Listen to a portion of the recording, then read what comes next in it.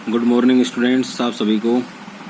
अपना जो लेसन चल रहा है बदलती हुई सांस्कृतिक परंपराएं, इसमें आज जो हम पढ़ेंगे वह इतिहास का मानववादी दृष्टिकोण।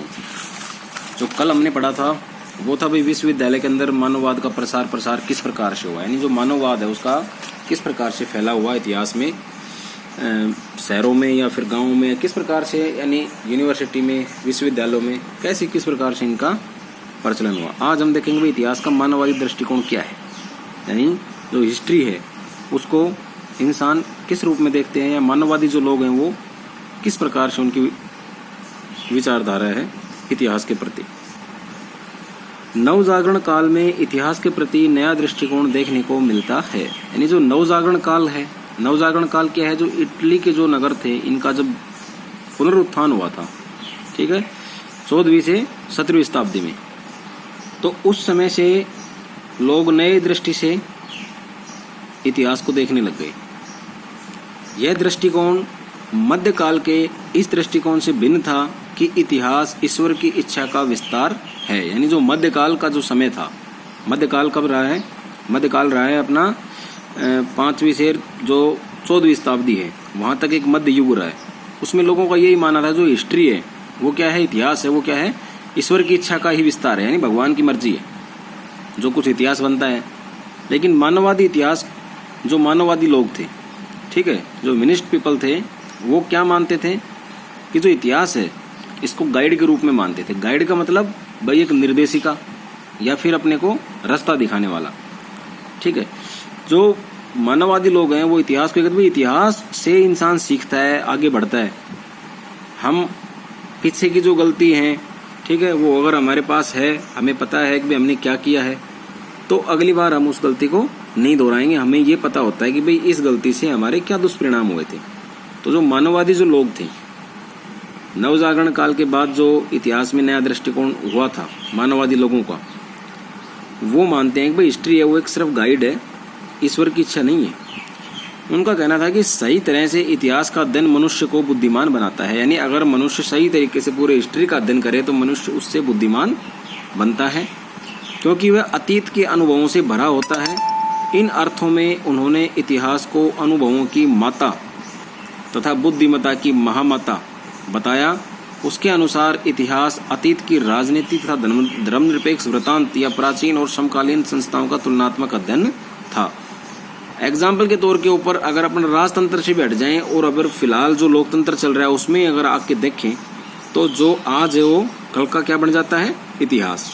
यानी जो आज जो हम कुछ कर रहे हैं या पढ़ रहे हैं वो आने वाले दिनों में वो चीज़ क्या बन जाती है, आज की जो चीज़ है वो क्या बन जाएगी, इतिहास। जैसे एग्जाम्पल के तौर के ऊपर भाई इतिहास को बुद्धिमत्ता की महामाता या अनुभवों की माता, है ना, यही इंसान को बुद्धिमान क्यों बनाता है। इसको अगर थोड़े से अलग परिप्रेक्ष्य में अपन देखें, अगर मैं एक एग्जांपल आपको दूं, ठीक है, तो आप देखते हो भाई टीवी चैनल समाचार सब कोई देखते हैं, सबके घरों में है। तो इसमें हम देखेंगे कि भाई हमारे जो पड़ोसी देश हैं आजकल, जैसे चाइना है या पाकिस्तान है, नेपाल है, इनकी अलग अलग डिप्लोमेसी होती है। तो इन सब जो 3 कंट्री हैं इनकी हमें हिस्ट्री का पता है, इतिहास का पता है। नेपाल से हमारे संबंध हमेशा मैत्रीपूर्ण रहे हैं, वो अभी भाई बहकाओं में चल रहा है। या पाकिस्तान से हमारे संबंध हमेशा ही खराब रहे हैं, युद्ध भी हुए हैं, वो किसी समझौते को नहीं मानते हैं। चाइना है, उसने हमेशा उसका धोखे वाला सिस्टम रहा है। 1962 में उसने धोखा किया और फिर से उसने धोखा किया गलवान घाटी में।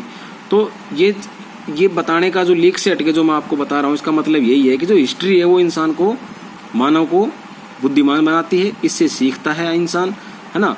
तो अगर हम मान लो इनके साथ, पाकिस्तान के साथ जो बिहेव करेंगे वो इतिहास को देख कर करेंगे कि भाई इसका क्या हिस्ट्री रहा है, ये कैसे कैसे हमारे साथ इसने बिहेव किया है। नेपाल के साथ ये नहीं है कि आज ही हम लड़ाई के लड़ लें, हमें पता है ये हमारा मित्र देश है तो इसके साथ अलग तरीके से बात करनी होगी। चाइना छड़कपट है तो उसका ध्यान रखना होगा। तो ये जो चीज़ है हिस्ट्री से मैंने जोड़ा है कि इतिहास के अंदर हमारी क्या गतिविधियाँ हुई हैं, क्या चीज़ें हुई हैं, उन सबको देख करके इंसान बुद्धिमान बनता है। अब है काल विभाजन। काल विभाजन का मतलब होता है भाई समय, इनका अलग अलग समय क्या है, इतिहास के अलग अलग काल रहे हैं, ठीक है, अलग अलग युग आए। मध्य युग है, जैसे अंधकार युग है, आरंभिक युग है, उत्तर मध्य युग है, आधुनिक युग है। तो ये युग हैं, ये अलग अलग हैं। तो इसका किस प्रकार से इनको विभाजन किया गया है। मानववादियों ने इतिहास का अपनी दृष्टि के आधार पर नया काल विभाजन भी प्रस्तुत किया। वे इस बात से सहमत थे कि वे एक नए तथा प्रतिभाशाली युग में रह रहे हैं जो पूरी तरह सकारात्मक विचारों से भरा है। उनका मानना था कि रोमन साम्राज्य के टूटने के बाद 1000 वर्षों तक अंधकार में स्थिति रही, जिसे उन्होंने अंधकार युग कहा। यानी जो मानववादी जो लोग हैं, इन्होंने जब काल विभाजन किया था तो उन्होंने कहा कि भाई जो नई तथा प्रतिभाशाली युग के अंदर अभी जो हम रह रहे हैं, जब उन्होंने जो मानववादी लोग हैं वो कह रहे हैं कि जो ये अब जो वर्तमान समय है ये प्रतिभाशाली युग है, सकारात्मक विचारों से भरा हुआ है, ईश्वर की इच्छा को ये नहीं मानता है, ठीक है। लेकिन जो रोमन साम्राज्य था उसके टूटने के 1000 साल यानी लगभग 10 शताब्दियों तक अंधकार में स्थिति रही, इसलिए उस युग को क्या कहा गया? अंधकार युग कहा गया। इस काल के लिए उन्होंने मध्यकाल संज्ञा का प्रयोग किया। मानववादियों के अनुसार मध्य युग में चर्च ने लोगों की सोच को इस तरह जकड़ रखा था कि यूनानी और रोमन संस्कृतियों के ज्ञान उनके दिमाग से निकल चुका था। यानी जो पुरानी जो सभ्यताएं थी, जैसे यूनानी है या रोमन संस्कृति है, वो उनके दिमाग से निकल गई थी और उन्होंने क्या कर लिया, पूरी तरह से मध्य युग में जो चर्च के लोग थे, जो सामंतवादी स्थिति थी, उन्होंने उनको पूरी तरह से एक तरह से जकड़ लिया था। अब मानववादियों ने आधुनिक काल का प्रारंभ 15वीं सदी से माना।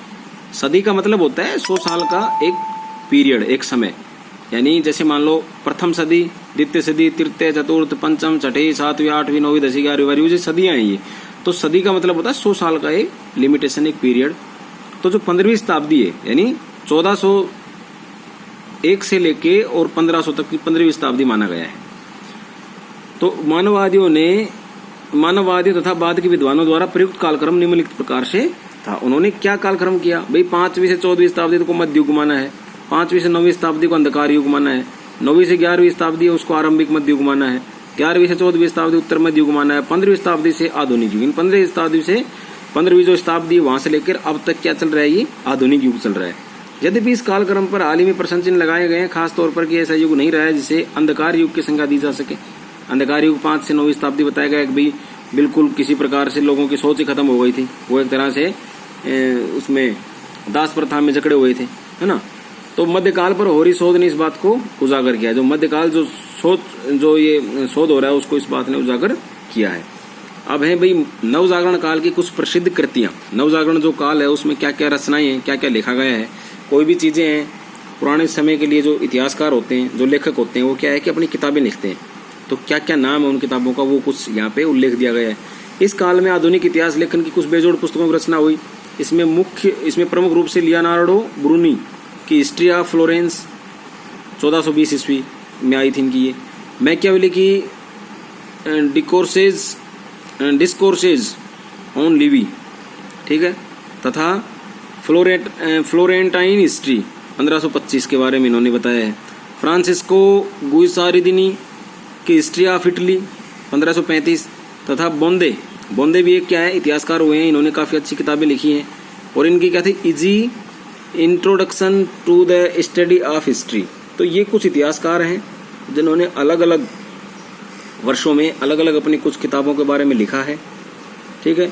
अब जो कल हम पढ़ेंगे वो है विज्ञान और दर्शन के क्षेत्र में अरबों का योगदान। अरबी जो लोग थे, अरब क्षेत्र के जो लोग थे, उनका विज्ञान और दर्शन शास्त्र के अंदर इनका क्या योगदान रहा है, क्या इन्होंने काम किया इस क्षेत्र में, वो इसके बारे में हम कल पढ़ेंगे। आज के लिए मैं आपको एक क्वेश्चन दे रहा हूँ, उसको आप अपनी फेयर नोटबुक में आपको करना है।